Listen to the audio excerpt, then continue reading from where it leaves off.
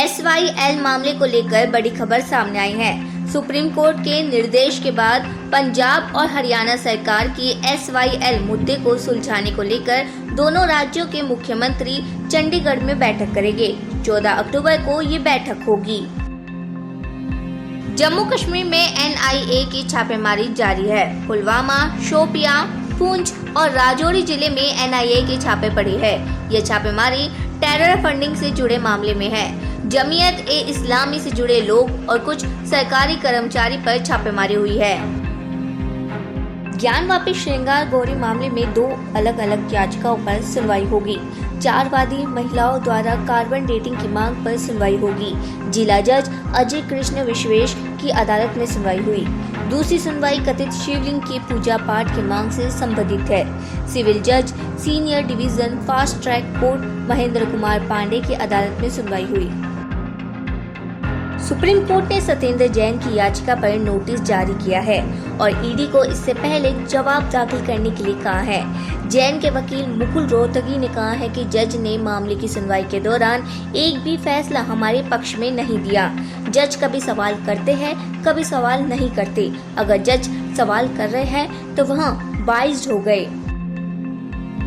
महाराष्ट्र के गृह विभाग ने मुंबई के पास पालघर जिले में भीड़ द्वारा 2 साधुओं सहित 3 लोगों की पीट कर हत्या किए जाने के मामले की जांच करीब 2.5 साल बाद केंद्रीय अन्वेषण ब्यूरो यानी CBI को सौंप दी है।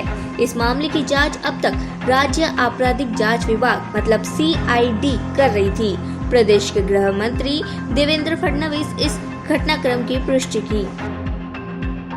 भारत के चुनाव आयोग ने शिवसेना के एकनाथ शिंदे गुट को 2 तलवार और 1 ढाल का चुनाव चिन्ह आवंटित किया है। उन्हें कल बाला साहेब जी शिवसेना नाम दिया गया था। अमरावती के अचलपुर तालुका के परतवाड़ा में सर तन से जुदा करने के नारे लगाए गए हैं। मामले में पुलिस ने कार्रवाई करते हुए 2 लोगों को गिरफ्तार कर लिया है। बता दें कि पुलिस ने 8 से 10 लोगों के खिलाफ FIR दर्ज की है। 2 लोगों की गिरफ्तारी के बाद पुलिस बाकी आरोपियों की तलाश में जुटी है। महाराष्ट्र के पूर्व मंत्री अनिल देशमुख को सुप्रीम कोर्ट से बड़ी राहत मिली है। अनिल देशमुख को बॉम्बे हाई कोर्ट से मिली राहत बरकरार रहेगी। शीर्ष अदालत ने ED की याचिका पर दखल देने से इनकार कर दिया है और याचिका को खारिज कर दिया। ED ने बॉम्बे हाई कोर्ट से अनिल देशमुख को मिली जमानत को सुप्रीम कोर्ट में चुनौती दी थी। सीमा सुरक्षा बल ने गुजरात में कच्छ जिले के तट पर भारत पाकिस्तान सीमा के समीप एक किर्क इलाके से 2 पाकिस्तानी मछुआरों को पकड़ा है। BSF ने बताया है कि जिले के नालिया में वायुसेना स्टेशन ने सोमवार पूर्व 11:40 पर मानव रहित वायुसेना का इस्तेमाल कर हरामी नाले के एक क्षेत्र से मछुआरा और मछली पकड़ने की 6 नौकाएं देखी। प्लेसेस ऑफ वर्शिप एक्ट की वैधता को चुनौती देने वाली याचिकाओं पर बुधवार को सुप्रीम कोर्ट सुनवाई करेगी। याचिकाकर्ता सुब्रमण्यम स्वामी ने कहा है कि केंद्र ने अपना जवाब दाखिल नहीं किया है। इस पर CJI ललित ने कहा है कि वो केंद्र से पूछेंगे कि आखिर जवाब दाखिल क्यों नहीं किया है। 9 सितंबर को प्लेसेस ऑफ वर्शिप एक्ट की वैधता को चुनौती देने वाली याचिकाओं को 3 जजों की बेंच के पास भेजा गया है। सुप्रीम कोर्ट ने सभी याचिकाकर्ताओं पर केंद्र सरकार से जवाब मांगा है।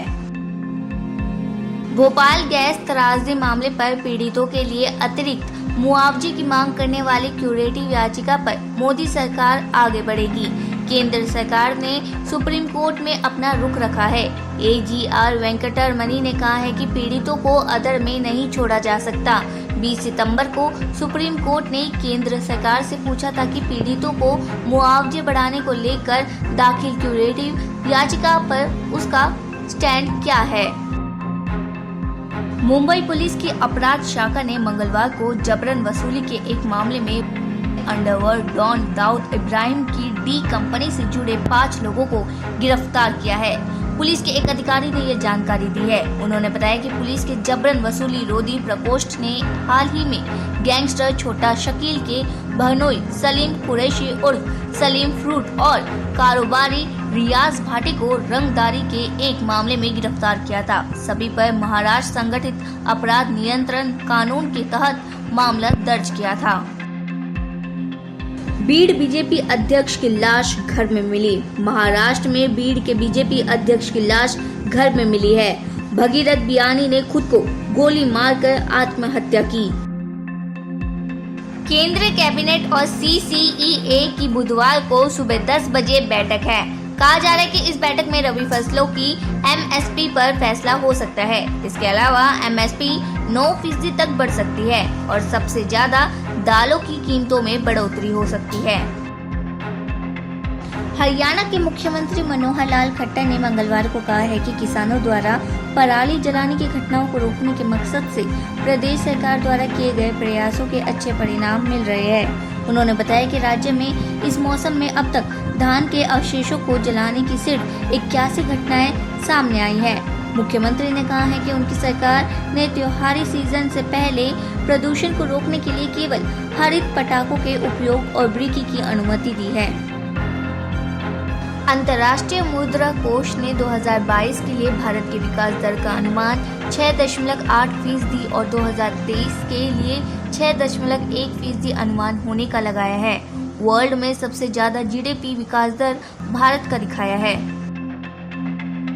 केंद्रीय सूचना आयुक्त ने LG विनय कुमार सक्सेना को शिकायत भेजी है। CIC आयुक्त ने राजस्व, स्वास्थ्य, ऊर्जा, DSSSB और DSIIDC जैसे बड़े विभागों का जिक्र करते हुए लिखा है कि भ्रष्टाचार, भाई भतीजा बात छुपाने के लिए RTI के जरिए जानकारी नहीं दी जा रही। सरकार सही जानकारी साझा नहीं करती और भ्रमात्मक जानकारी साझा करती है। CIC की शिकायत पर उपराज्यपाल ने जल्द से जल्द जरूरी कदम उठाने और कार्रवाई करने का निर्देश दिया है। भारत में कोविड-19 के 1997 मामले सामने आए हैं। देश में कोरोना के एक्टिव मरीजों की संख्या गिरकर 27,374 हो गई है। रूस ने मेटा को आतंकवादी संगठनों की सूची में जोड़ा। रूस ने मेटा को आतंकवादी और चरमपंथी संगठनों की सूची में जोड़ा है। ये जानकारी समाचार एजेंसी ANI के हवाले से दी है। इजराइल के प्रधानमंत्री याइर लापिड ने मंगलवार को कहा है कि उनके देश ने पड़ोसी लेबनान के साथ साझा समुद्री सीमा को लेकर एक ऐतिहासिक समझौता किया है। अमेरिका ने इसके लिए हुई वार्ता में मध्यस्थ की भूमिका निभाई थी। प्रधानमंत्री लापिड ने समझौते को एक ऐतिहासिक उपलब्धि बताया। उन्होंने कहा कि ये समझौता इजराइल की सुरक्षा को मजबूत करेगा, इजराइल की अर्थव्यवस्था को काफी फायदा पहुंचाएगा और हमारी उत्तरी सीमा में स्थिरता सुनिश्चित करेगा।